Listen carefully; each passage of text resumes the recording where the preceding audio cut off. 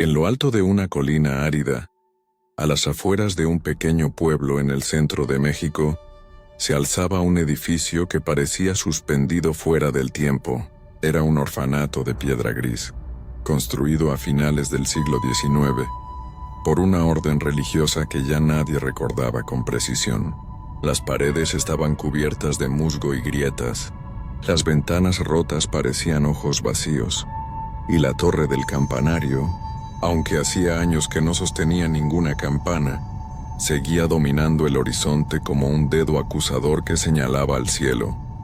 El lugar había sido concebido como refugio para niñas abandonadas, pero en la memoria del pueblo, nunca fue recordado como un hogar cálido ni como un espacio de caridad. Desde los primeros días, se decía que en aquel recinto reinaba un silencio extraño, demasiado profundo como si absorbiera cualquier risa, cualquier canto infantil, cualquier sonido que pudiera dar vida a los pasillos. Los habitantes de la aldea evitaban subir hasta allí. Decían que bastaba con acercarse para sentir un frío antinatural en los huesos, incluso en pleno verano. Con el paso de los años, las historias se multiplicaron. Algunos aseguraban haber escuchado, en noches de viento, coros de niñas entonando rezos en latín, voces finas que se mezclaban con el crujir de los árboles secos. Otros afirmaban haber visto figuras pequeñas, vestidas con camisones blancos que se asomaban a las ventanas iluminadas por velas, para desaparecer de inmediato en la oscuridad. Pero lo que más inquietaba era la presencia constante de un cántico lejano, como un eco de oraciones que nunca terminaban. Los ancianos del pueblo contaban a los más jóvenes que el orfanato había sido fundado bajo la promesa de ofrecer alimento, techo y fe a las huérfanas de la región. Sin embargo, muy pronto corrieron rumores de que las monjas que lo dirigían eran más severas que piadosas, más devotas del castigo que de la compasión. Ahí no se crían niñas, murmuraban en la cantina. Ahí se forjan almas rotas. El portón de hierro forjado, ennegrecido por el óxido, siempre estaba cerrado, aunque no con candado. Bastaba empujarlo para que chirriara con un lamento largo, como si cada bisagra recordara siglos de dolor. Más allá del portón se extendía un camino empedrado que conducía a la puerta principal. A cada lado crecían hierbas secas, y en medio del patio central se alzaba una cruz de madera, torcida, devorada por termitas. Los niños del pueblo solían retarse a sí mismos a acercarse hasta allí. Subían en grupo, con valentía fingida, hasta alcanzar los primeros escalones de la entrada. Algunos juraban que al apoyar la mano en la puerta sentían un latido, como si la madera respirara. Siempre huían corriendo antes de que el valor se transformara en algo más oscuro. La certeza de que alguien, o algo, los observaba desde el interior. El orfanato, pese a su aspecto ruinoso, seguía funcionando en silencio. De vez en cuando, algún viajero pasaba por el pueblo y preguntaba por las monjas. Los lugareños respondían con evasivas. Sigue abierto, pero no es un lugar al que debas acercarte. Nadie recordaba haber visto a las niñas salir a jugar, ni a las monjas ir al mercado. Todo lo que ocurría allí dentro permanecía oculto, como si la colina misma lo devorara. Con los años, la institución quedó asociada a un nombre que todos pronunciaban en voz baja: Carmen. Antes de que ella llegara, el orfanato ya era sombrío, pero aún respiraba cierta rutina de oraciones y trabajos. Después de su llegada, el aire pareció espesarse y el silencio adquirió un peso insoportable. Nadie sabía exactamente cuándo comenzó su mandato, ni de dónde provenía, pero su sombra terminó confundida con la propia leyenda de aquel lugar.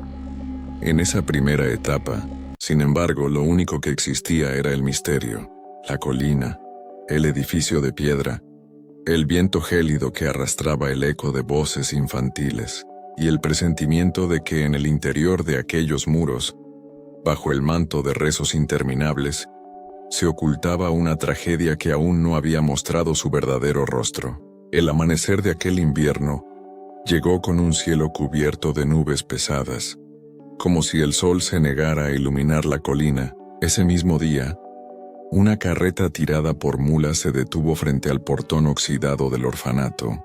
Nadie en el pueblo esperaba visita alguna, pero los pocos campesinos que madrugaban a trabajar en los campos juraron haber visto a una figura femenina descender lentamente de la carreta.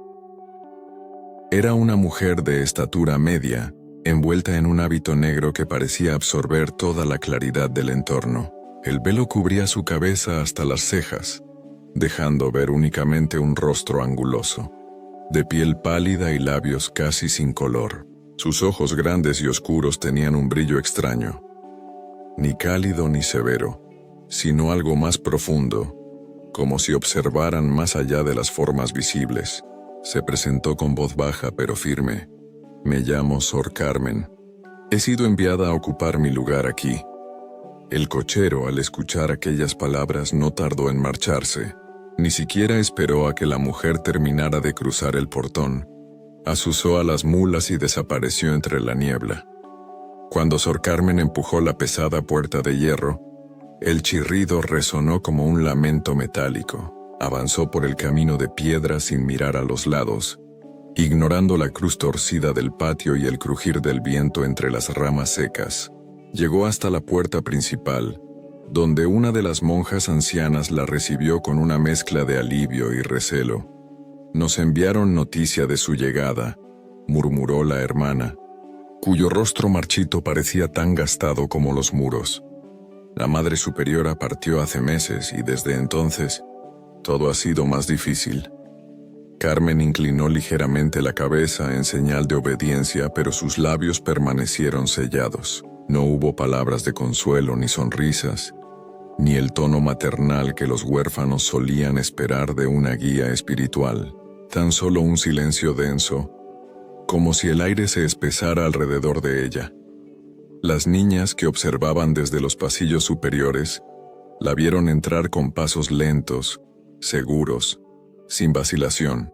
Algunas se apretaron unas contra otras murmurando entre dientes. Habían escuchado que llegaría una nueva monja, pero lo que vieron no se parecía en nada a la imagen tierna que habían imaginado. Aquella mujer no parecía venir a cuidar de ellas, sino a vigilarlas.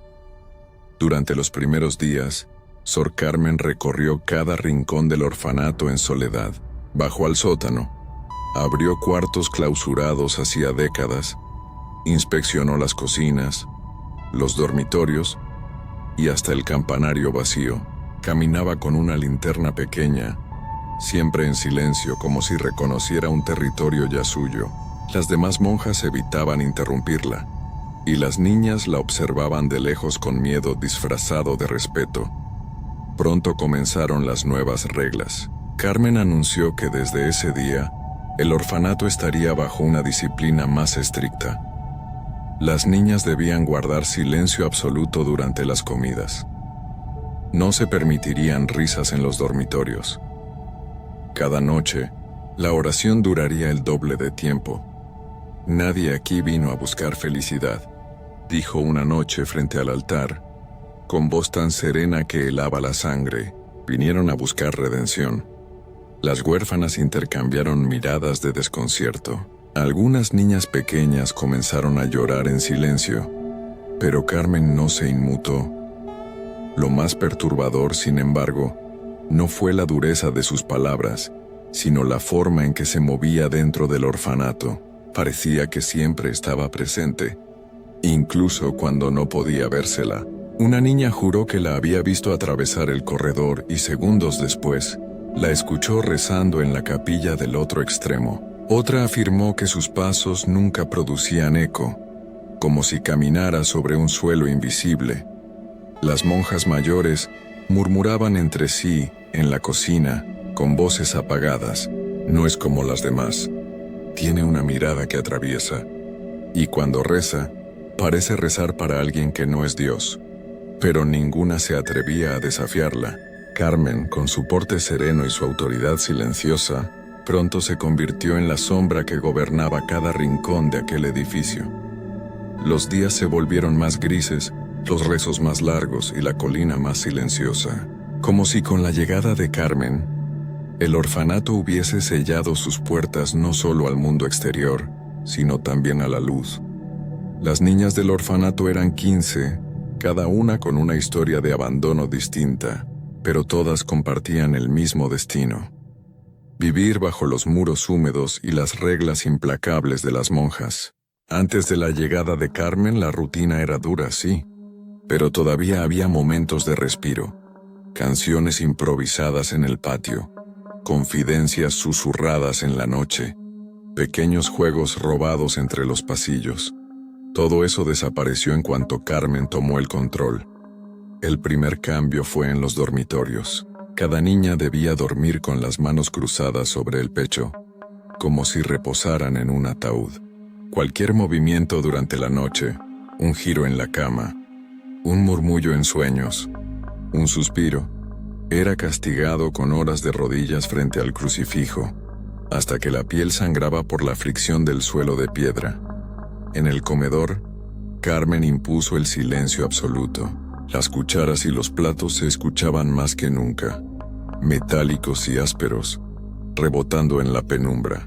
Si alguien dejaba escapar una risa nerviosa o un comentario tímido, la mirada de Carmen caía sobre ella como una condena. Nadie se atrevía a repetir el error. Lo más cruel eran las oraciones. Antes las niñas rezaban al caer la tarde y antes de dormir. Ahora los rezos se prolongaban durante horas interminables, hasta que las voces agudas se quebraban y las más pequeñas lloraban sin poder contenerse. Carmen, inmóvil frente al altar, escuchaba cada palabra. Cuando alguna niña tartamudeaba por el cansancio, ella golpeaba el suelo con el báculo de madera, obligándola a empezar de nuevo. «No rezamos para nosotros», decía, con voz baja pero firme. «Rezamos para las almas atrapadas en este lugar». Las niñas no comprendían qué quería decir con eso. Algunas, demasiado jóvenes, se preguntaban con ingenuidad qué almas podían estar allí encerradas. Otras, las mayores, empezaron a sospechar que la monja hablaba en serio, que de verdad escuchaba voces invisibles en los muros. En los pocos momentos en que podían encontrarse a solas, las huérfanas cuchicheaban en el patio trasero, susurros rápidos llenos de miedo. «¿La viste anoche? Pasó por mi cama y se quedó mirándome. No respiraba. Dice que aquí hay almas atrapadas. ¿Y si nosotras somos esas almas?» «Shh, cállate si nos oye». Cada niña tenía una marca invisible. Los ojos hundidos, el cuerpo tembloroso, la boca sellada por el terror. Pero en el silencio forzado se formaba una alianza secreta. Todas sabían que si una caía en desgracia frente a Carmen, las demás también pagarían el precio. Carmen, mientras tanto, parecía alimentarse de ese miedo. Caminaba por los pasillos con un rosario en la mano, repitiendo oraciones en voz baja.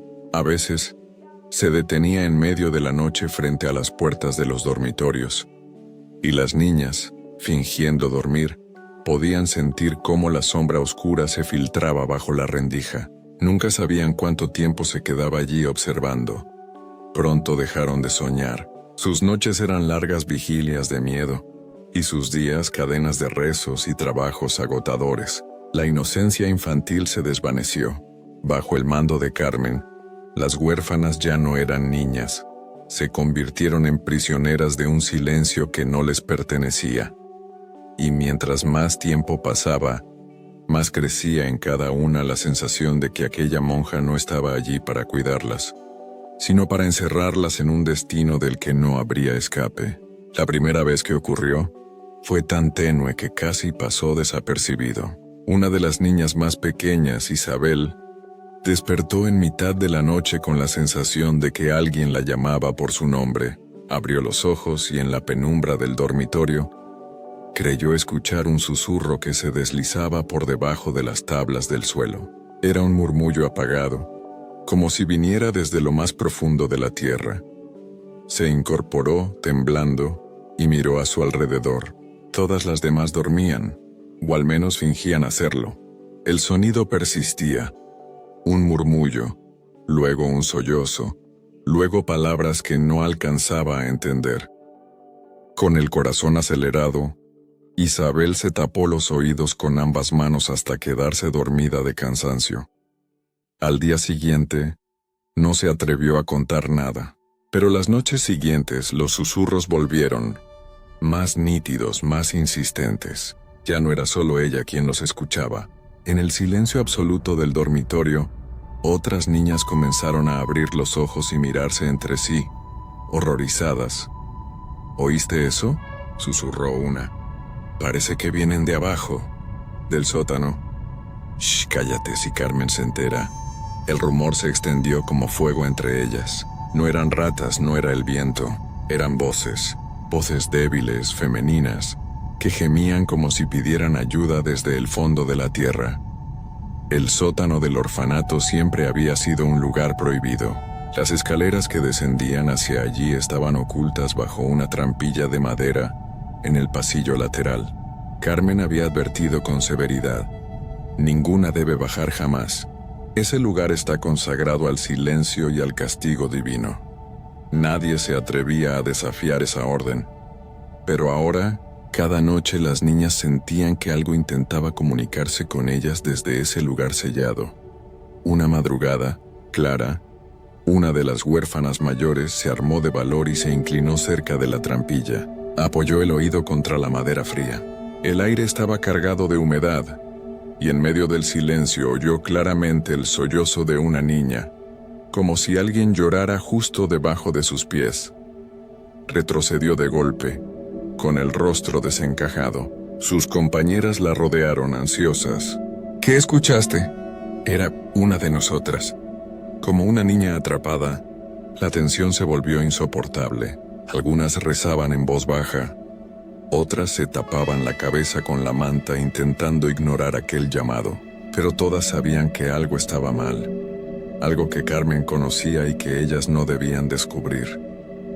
Y como si pudiera leer sus pensamientos, Carmen empezó a vigilar los pasillos con más frecuencia. Sus pasos resonaban en la madera, siempre lentos, siempre cerca de la trampilla.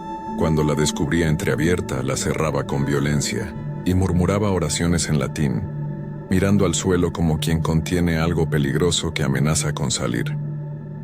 Las niñas entendieron que los susurros no eran producto de su imaginación, eran reales, y estaban ligados a ese sótano oscuro, al que nadie podía bajar. Esa certeza, lejos de darles respuestas, encendió un miedo más profundo. ¿Quién lloraba bajo tierra? ¿Qué secretos guardaba Carmen en las entrañas del orfanato?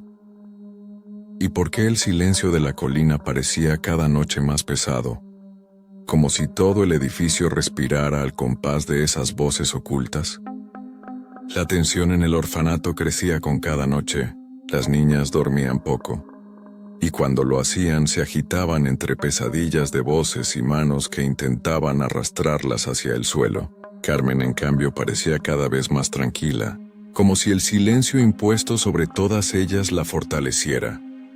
Una tarde lluviosa, mientras limpiaban el desván por órdenes de la monja, Clara y Teresa, las mayores, encontraron una caja de madera cubierta de polvo, oculta tras un armario carcomido por polillas.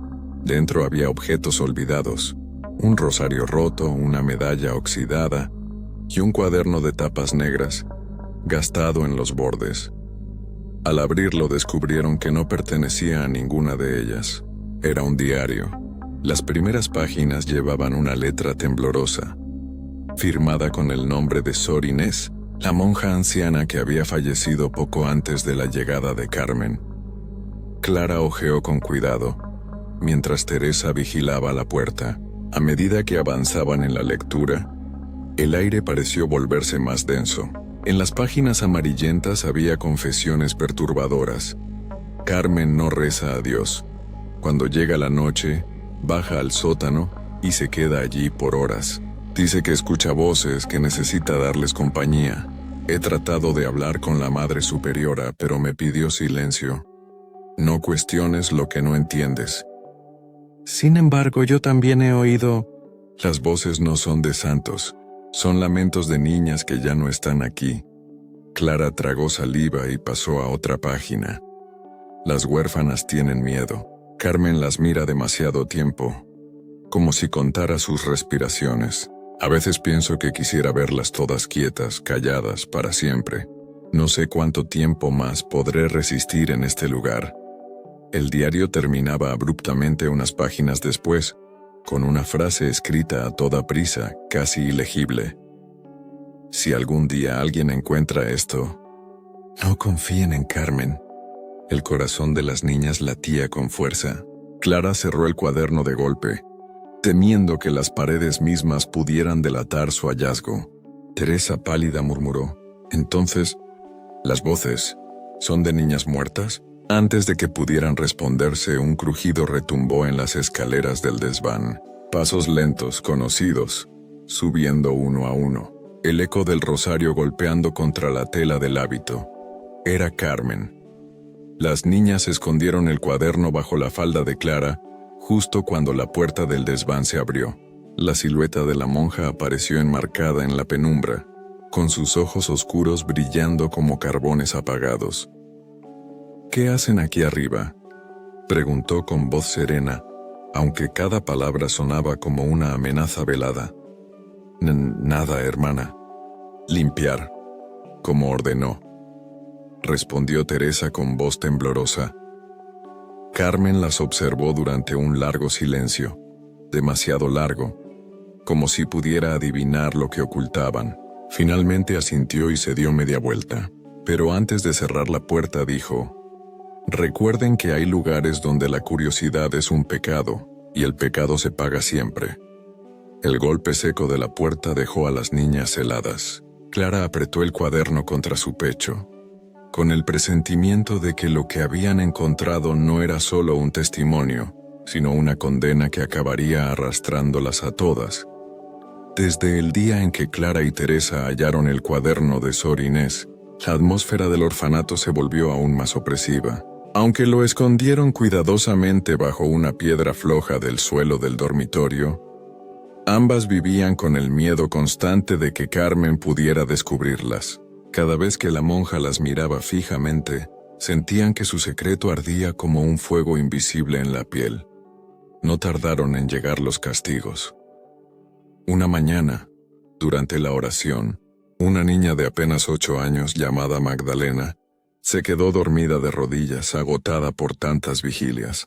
Su cabeza cayó sobre el banco y un leve ronquido quebró el silencio. Carmen no gritó, no levantó la voz. Simplemente se levantó de su asiento. Caminó hasta donde estaba la pequeña y la tomó del brazo con una suavidad que resultaba más aterradora que la violencia. «Si el cuerpo no obedece», dijo con calma, «entonces el cuerpo debe aprender». La condujo hasta la sala oscura del sótano. El sonido de la trampilla al cerrarse resonó por todo el edificio. Nadie supo cuánto tiempo la dejó allí dentro. Pero cuando Magdalena volvió, sus labios estaban sellados, sus ojos perdidos, y ya no volvió a reír jamás. El castigo siguiente ocurrió 2 días después. Teresa, nerviosa, dejó caer un plato de barro en el comedor. El ruido del impacto quebró el silencio como un trueno. Todas las niñas contuvieron la respiración. Carmen apareció de inmediato, su sombra cubriendo a Teresa como una lápida. «El ruido es desobediencia», sentenció. Sin más, le ordenó permanecer de pie en el patio bajo la lluvia helada, con los brazos extendidos en forma de cruz. Estuvo así toda la noche. Cuando amaneció, Teresa apenas podía moverse. Sus labios estaban morados. Su cuerpo temblaba incontrolablemente. Carmen la llevó a su cama sin expresión alguna, como si hubiese cumplido un simple trámite. Lo más aterrador no eran los castigos visibles, sino los invisibles. Carmen tenía una forma de quebrar a las niñas con puro silencio. Pasaba largas horas caminando entre ellas sin decir una palabra, observando, esperando a que alguien cometiera un error mínimo. Un parpadeo nervioso, un suspiro demasiado alto, una lágrima mal contenida. Y cuando lo encontraba, la castigada era llevada al sótano. Nadie sabía lo que ocurría allí dentro. Lo único cierto era que quienes regresaban lo hacían con la mirada vacía, como si una parte de ellas hubiera quedado atrapada en las sombras bajo tierra. Clara, cada vez más aterrada, trataba de proteger a las más pequeñas. Les susurraba en secreto que mantuvieran la calma, que obedecieran en todo, que evitaran llamar la atención, pero sabía que no importaba cuánto se esforzaran. Carmen parecía disfrutar al encontrar motivos para reprimirlas. Las noches se volvieron insoportables. El orfanato entero estaba impregnado por un miedo sofocante. Las niñas casi no hablaban entre sí, y cuando lo hacían con gestos o susurros apagados. Era como si Carmen hubiese logrado borrar sus voces, hasta convertirlas en sombras vivientes que solo obedecían. En medio de ese silencio, Clara no dejaba de pensar en el cuaderno prohibido. Las palabras de Sor Inés se repetían en su mente: no confíen en Carmen. Y entendía que los castigos no eran solo una demostración de poder, eran parte de algo mucho más oscuro, algo que aún no se atrevía a nombrar. La noche en que todo cambió comenzó con un silencio todavía más espeso de lo habitual. El viento golpeaba las ventanas, pero no lograba romper la quietud que dominaba el orfanato. Las niñas ya no se atrevían a susurrar ni siquiera en la oscuridad. Sabían que Carmen siempre estaba atenta, que su sombra parecía deslizarse por los corredores aunque nadie la hubiera visto entrar. A medianoche, un estruendo metálico las sobresaltó. Era el sonido del portón principal al cerrarse con violencia. Luego vinieron otros ruidos: cadenas arrastradas, candados asegurados, cerrojos sellados desde fuera. Las niñas corrieron a las ventanas y descubrieron, horrorizadas, que estaban clausuradas con barrotes nuevos, soldados al marco con clavos oxidados.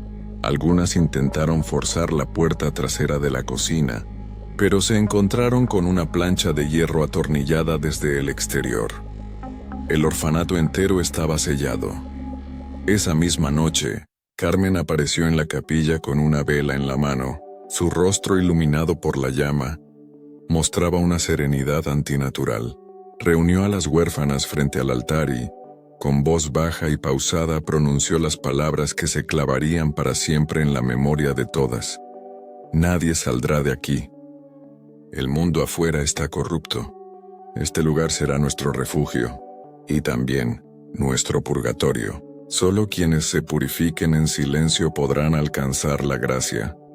Las niñas se miraron entre sí, incapaces de procesar lo que escuchaban.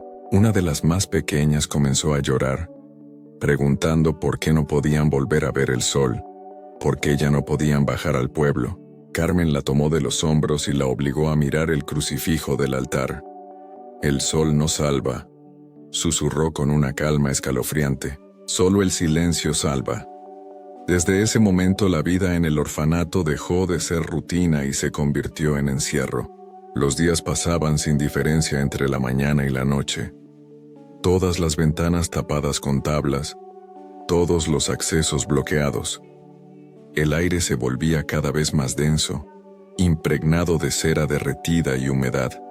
Las huérfanas, desesperadas, intentaron varias veces romper la trampilla del sótano para escapar por ahí, pero Carmen siempre parecía saberlo. Cada intento terminaba con castigos aún más crueles, hasta que ninguna se atrevió a volver a probar. Clara, que todavía guardaba el cuaderno de Sor Inés, comenzó a sentir que el encierro no era solo físico. Carmen no quería impedirles salir al pueblo, quería atraparlas allí dentro, como parte de un ritual que aún no mostraba su verdadero rostro. El orfanato en la colina, que ya era un lugar sombrío, se convirtió en una cárcel sin llaves, y las niñas entendieron que no eran huérfanas en espera de ser adoptadas. Eran prisioneras de una monja cuyo silencio escondía algo peor que la muerte. La primera vigilia comenzó en una noche sin luna.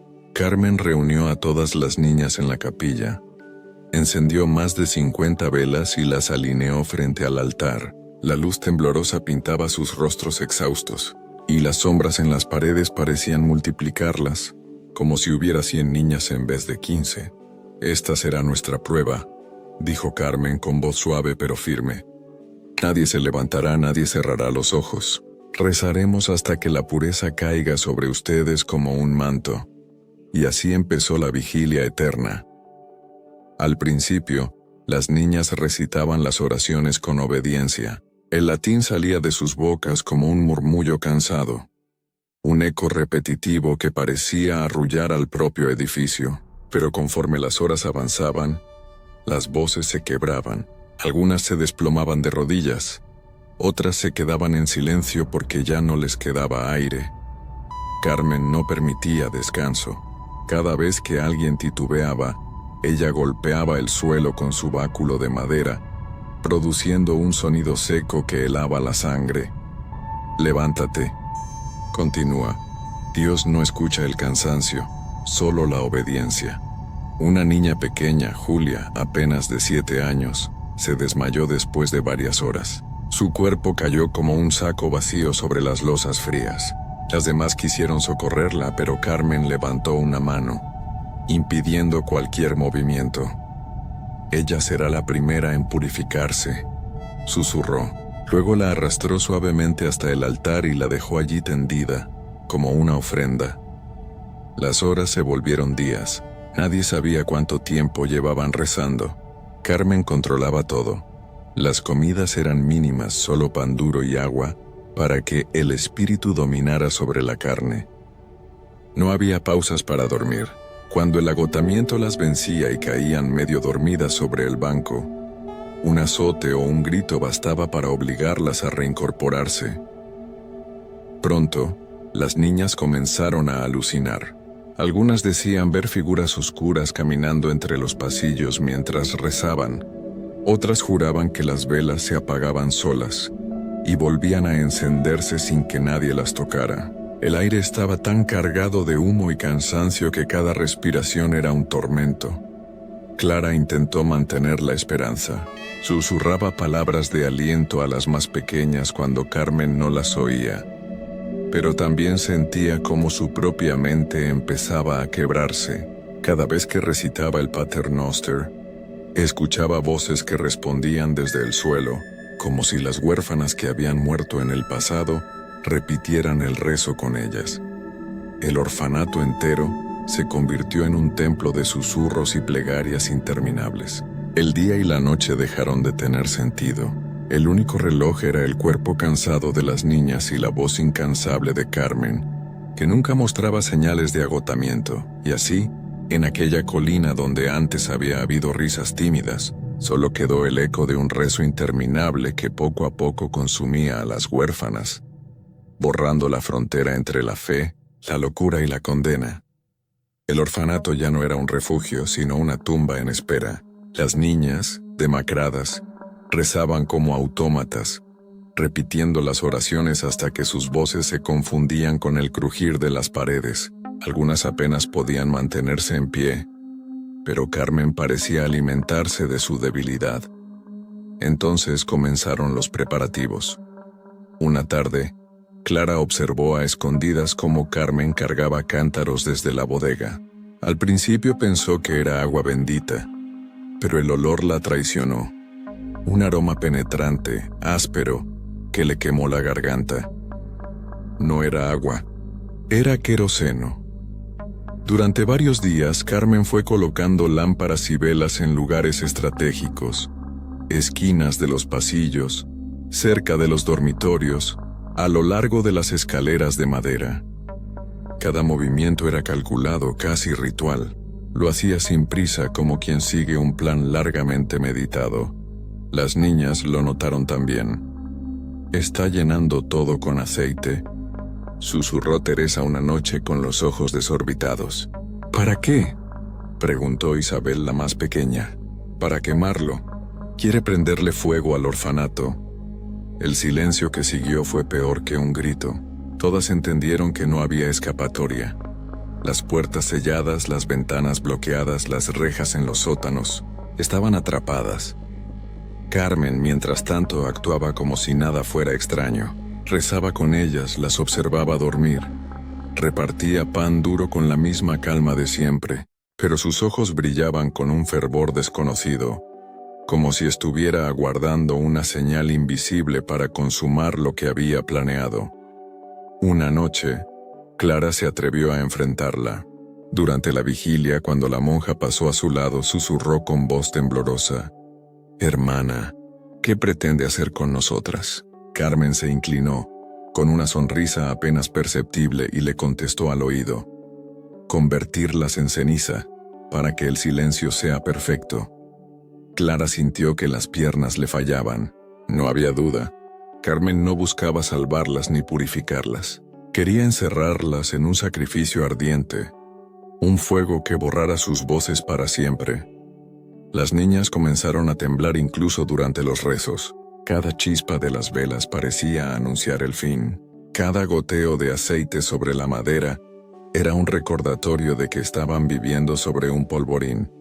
Y Carmen, cada vez más serena, se movía entre ellas como una sombra que ya había aceptado el destino final.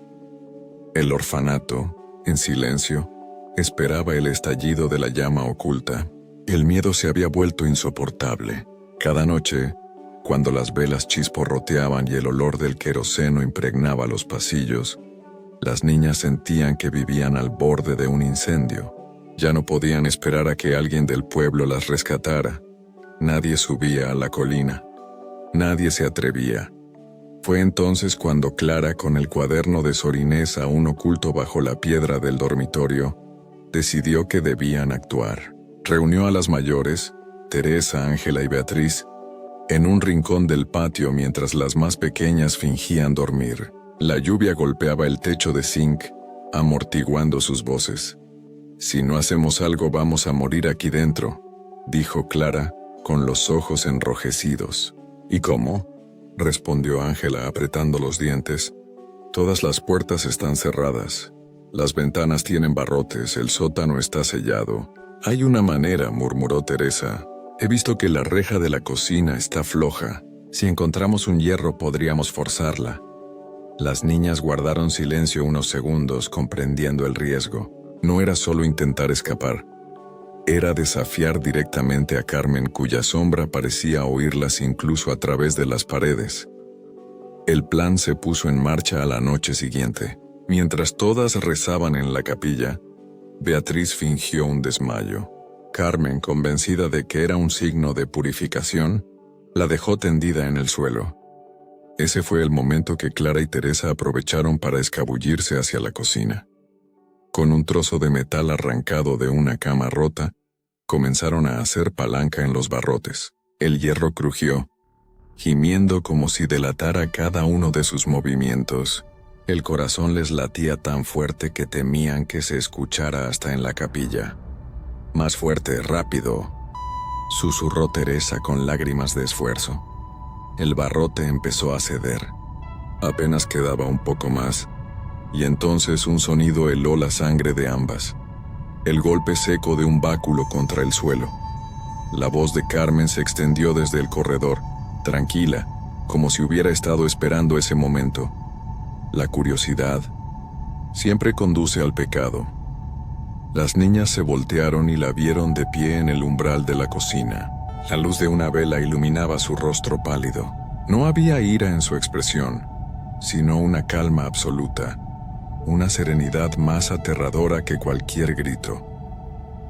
En un movimiento rápido, Carmen tomó a Teresa por el cabello y la arrastró hacia el corredor. Clara intentó defenderla, pero la monja la empujó con una fuerza inesperada, haciéndola caer contra el suelo. «Esta rebeldía debe apagarse antes de que contagie a las demás», dijo Carmen, arrastrando a las niñas hacia la trampilla del sótano. Los rezos en la capilla continuaban.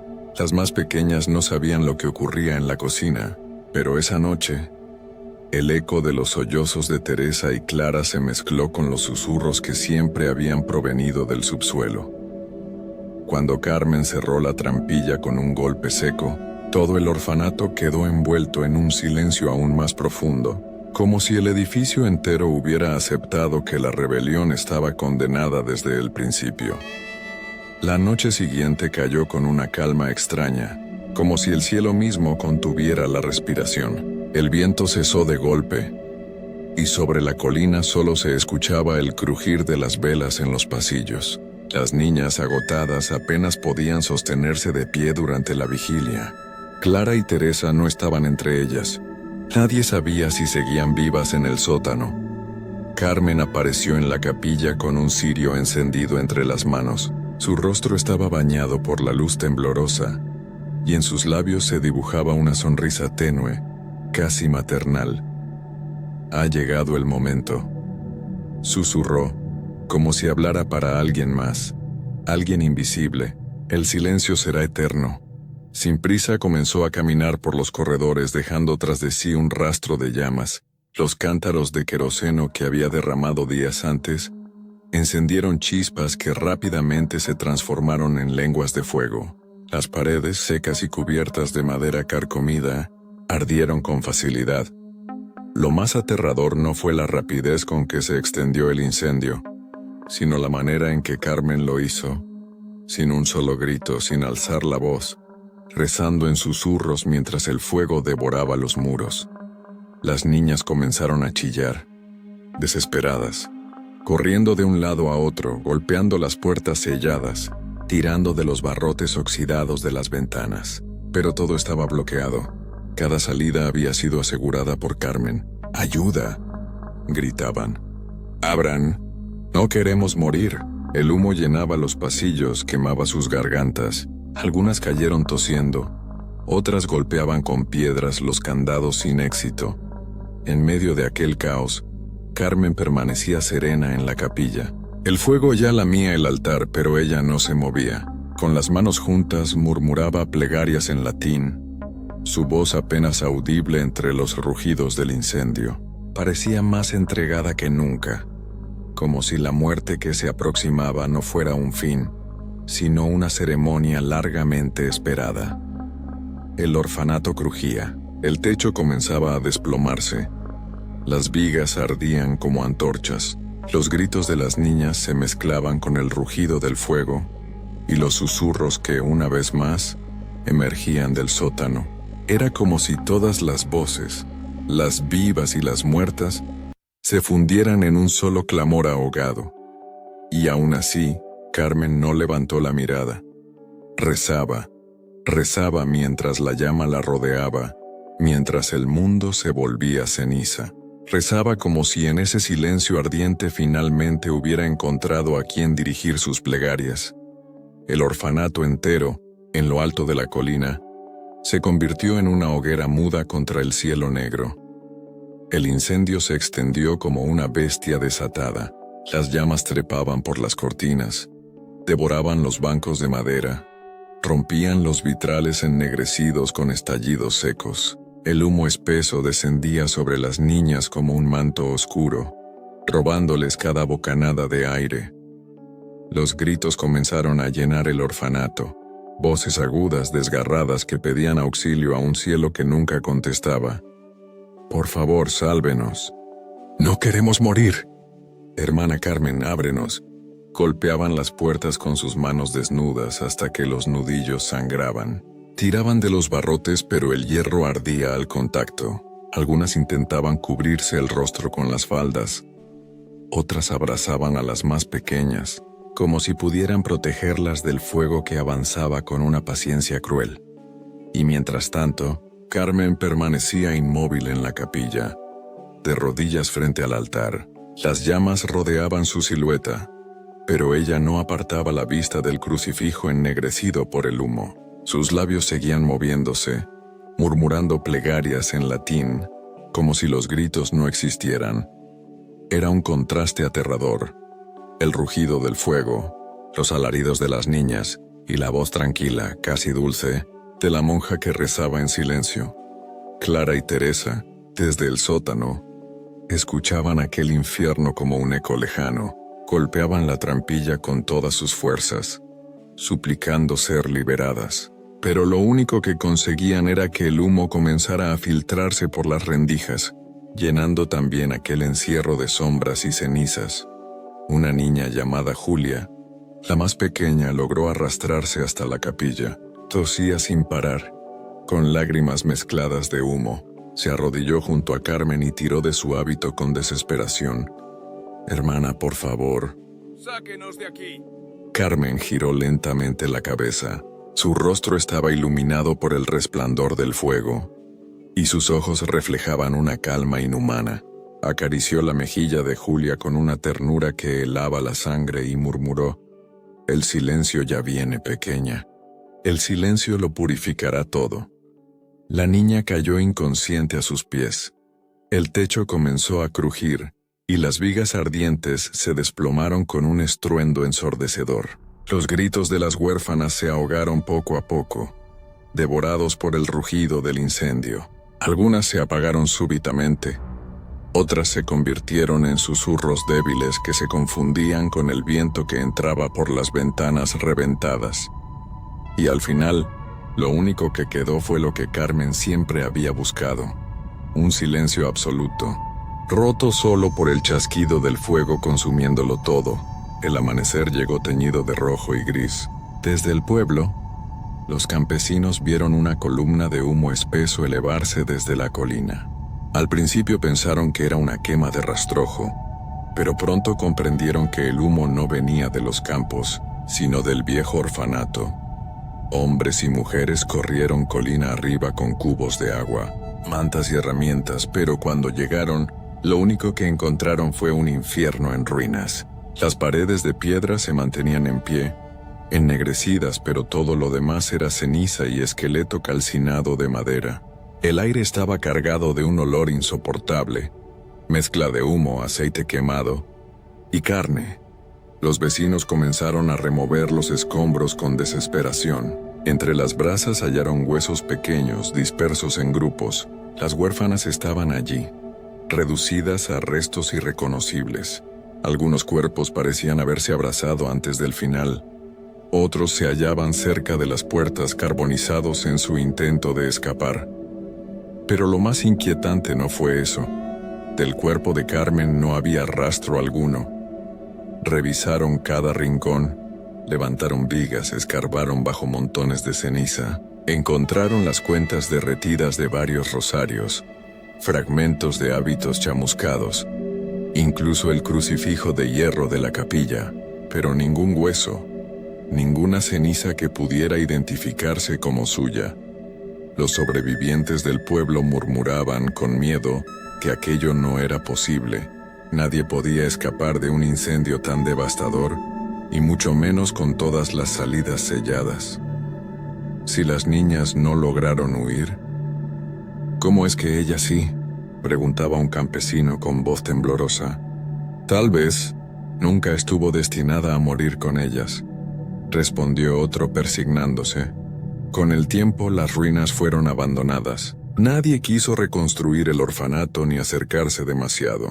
El lugar se convirtió en un páramo maldito, donde aún olía a ceniza años después. Los ancianos contaban a los niños que allí no solo habían muerto huérfanas, sino que la propia colina se había tragado a Carmen. Y así nació la pregunta que se repitió durante generaciones: ¿Carmen ardió en el incendio junto a las niñas, o caminó entre las llamas y desapareció en silencio, como si nunca hubiera sido humana? El orfanato nunca volvió a levantarse.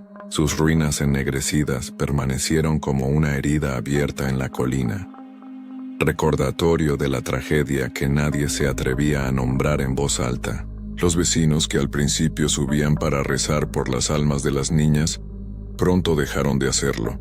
Decían que cada vez que alguien encendía una vela en las ruinas, el viento la apagaba de inmediato, como si un soplo invisible negara la luz.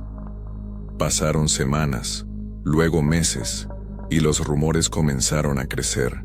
Algunos campesinos juraban que, en las noches de luna nueva, podían escuchar cantos infantiles mezclados con lamentos, flotando desde lo alto de la colina. Otros afirmaban haber visto sombras pequeñas corriendo entre las ventanas calcinadas, aunque allí ya no quedaban paredes completas.